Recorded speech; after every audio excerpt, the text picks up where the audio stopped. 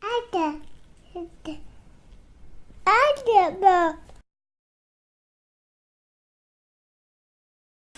Camilla, how are you? I'm fine, thanks. I'm good. Thanks for coming in. So I've known you for quite a while, even before you yourself had children. You were doing Night Nannies, weren't you? Yeah, absolutely. And it's still going, strength to strength. It is. It's good at the moment. It's really, word's getting out there. Yeah.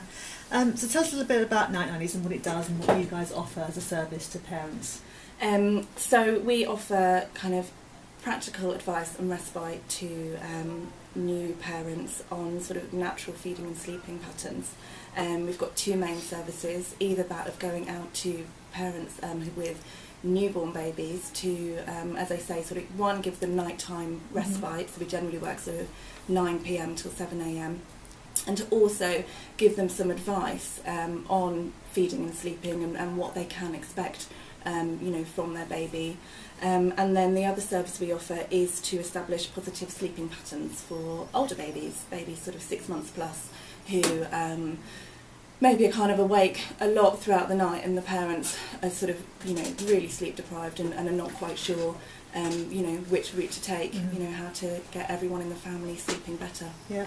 So that early newborn care is something that I know that, traditionally we would have had our grandmothers or mothers, their grandmothers, maybe, around to help with that. So, but now people do have to pay for that service, don't they? They do, and I wish they didn't. I wish it was, available on the NHS. But the way society is now, we don't necessarily have our families nearby, and also with lots of women choosing to have their babies later on in their lives as well. Maybe their parents just aren't physically able to help out and to advise on, all those things that need, that don't necessarily come as naturally as we feel they should as new parents. So or they don't live nearby. Totally, as well. Yeah. So they're not able to offer that respite that, as a new parent, can be really important. Yeah, because traditionally you would have had the baby moon where your mum would have been allowed to look after you and take care of you, and And we're all so busy nowadays, I think, as well.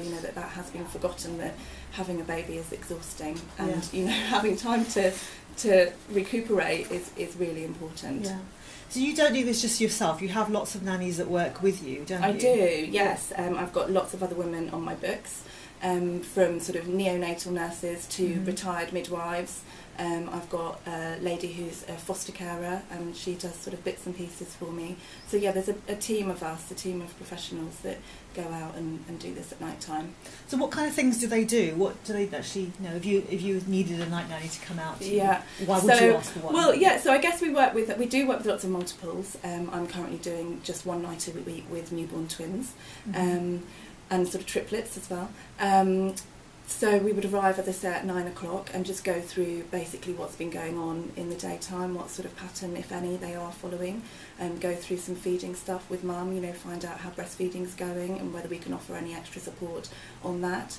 And then generally mum and dad go to bed, and we then take over, and, we sleep in with the baby, in the same room as the baby, and sort of take care of the nighttime feeds if they're bottle feeding, or if baby's breastfeeding, we then bring baby to mum at night and get her comfortable, make sure that they have a really effective feed, and mum can literally stay lying in her bed whilst that happens, and we can ensure that baby's kind of latched on properly, and then we take baby away and do all the settling and get them all ready, and mum gets as much rest as possible, and then we sort of get up and leave at 7 in the morning, hopefully leaving a sleeping baby or a relaxed baby, you know, with mum and dad.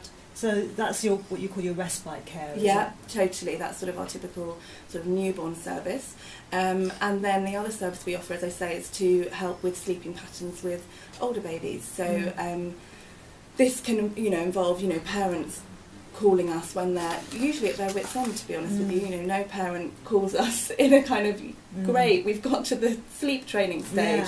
It's a time when, we speak to lots of, quite upset parents, and it's about sort of going into them and helping them see that you don't have to do the crying it out method, that there are other methods available that are much more gentle, and about supporting them through that. Again, I think so much of parenting is about the support that you receive and feeling like you're doing the right thing, and and I think there's so many books out there, which is great, but the other side of that is that you know, as a parent, you read this from this book and this from this book, and you've maybe got 10 of your closest friends as well kind of saying what worked for them, and in your head you're thinking, I don't know which way I want to go, and we can just go in there and just sort of help them get together, actually, this is a plan, this is what I'm going to follow. And for them to be confident as a parent in what they're doing, I think is really important as well, to leave confident parents. And there has been, I've noticed, quite a sea change now. People are not are realising the dangers, I suppose, of cry it out and the long-term effects it can have. Yeah. And but then on the other side, you do have, you know, health visitors saying to parents, your baby should be doing X, Y, Z by this time, and actually it's not really helpful, that kind of information. I think in general society's expectations of babies and children are too high, and actually I know that myself as a parent, you know, and when I had my first, I was probably, you know, pretty harsh on him, bless him, and you know, and it wasn't until I sort of went through that and realised I was doing a mixture of all sorts of things myself that actually it wasn't working, and I needed to kind of take a step back and think, hang on a minute, as a family, who do we want to be and what works for us? And I think that's what we really try and offer at Night Nannies, is looking at individual families, and whether that be that you are an attachment parenter or a Gina Ford parenter, we can go in and sort of help you look at all the other aspects and fit it all in, and you can be a bit of all those parents, as long as you're, you know, happy and confident in what you're doing. Yeah. So, you know, having somebody come into your house and do that, you know, it's like personal coaching in a way, isn't it? Totally. And if somebody says, you know, they had their 9-month-old baby that wasn't sleeping, what kind of things would you do in those circumstances, for example? Okay, so it's about finding out, first of all, well, what kind of a family are they? What, you know, is this mum a mum that wants to start following a sort of pattern, or actually is she quite happily, you know, doesn't really want to follow a pattern, but, you know, so it's about, first of all, finding out what sort of family they are and then fitting in around that. It's about looking at how well the baby's eating. Often, you know, if you get a 9-month-old that's feeding, you know, hourly throughout the night, then mum's saying, you know, I'm meant to be weaning, but she's not interested. Well, she's not really going to be interested. If I drunk 3 hot chocolates through the night, I'm probably not going to want much food in the daytime. So it's about kind of then looking at realistically what you can do as gently as possible to change that.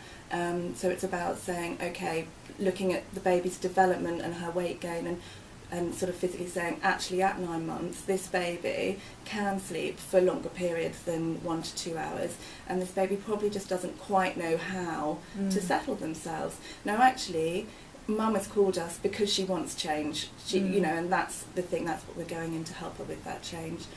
So it's about saying, well, look, let's look at how long this baby can go without food, and let's look at how we can gently teach this baby to do that. And it's about sort of staying with that baby and, you know, not closing the door and saying, you're on your own. Actually, we're not waking up at night time anymore.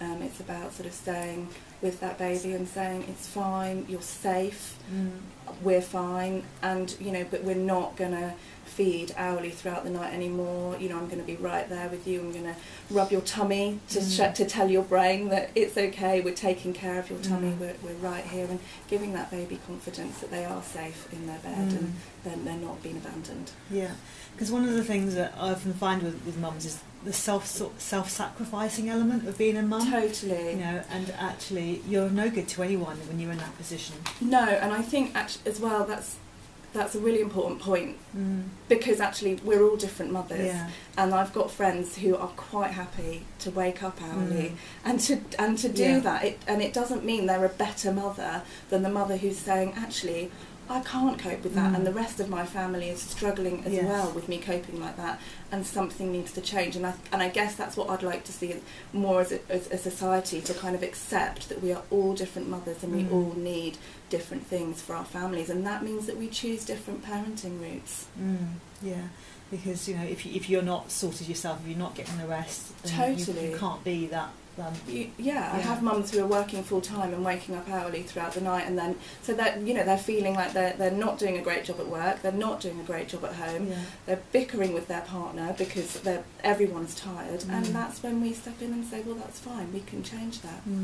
Well, on the other side, when you've got a slightly younger baby, one of the things that strikes me is that sometimes people's expectations of babies' needs are very different, because the definition of sleeping for the night is midnight till 5 o'clock, isn't it? It's it's a pretty small stretch. It's not this 12-hour miracle that we're all hoping for. Exactly, and when some mums say that to me, I think, gosh, why do you think that's okay? You know, it's like worrying if they're sleeping that long. Yeah, totally. Yeah. And again, it's about going in and saying, you know, actually, small babies need to feed often. You know, it's just breastfed, bottle fed. It doesn't make any difference. There's, you know, small babies have small tummies. They need to feed often, but it's about making those feeds effective, and that's what we at Night Nannies can do, is go and sort of say, well, look, let's do.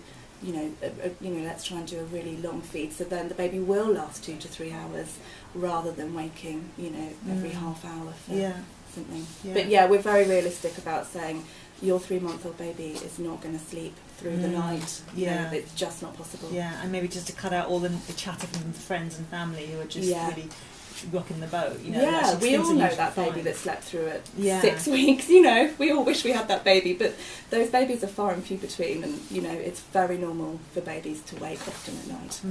Yeah, okay. So how do you people get in touch with you guys, and, you know, what...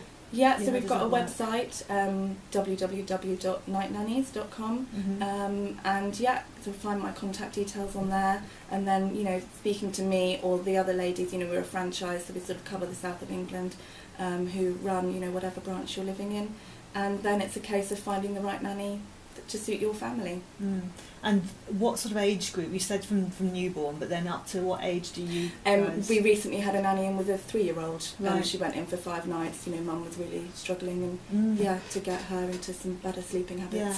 And how does that work then, being in your house when you've got, you know, the stranger being in your house? So you know, how does that work for totally. You It's quite a big ask, and it's quite a funny job. People do laugh and say, I can't believe you go into people's homes at, you know, 9 at night. But it's what we do, and I guess, you know, we speak on the phone beforehand, they speak with the nanny beforehand, we've got lots of references, and they've spoken to other parents as well. But it is, you're right, it is a funny job to do in that sense. Yeah, great. Thanks very much, Camilla, for coming in. No problem. Nice to see you. All right, take care.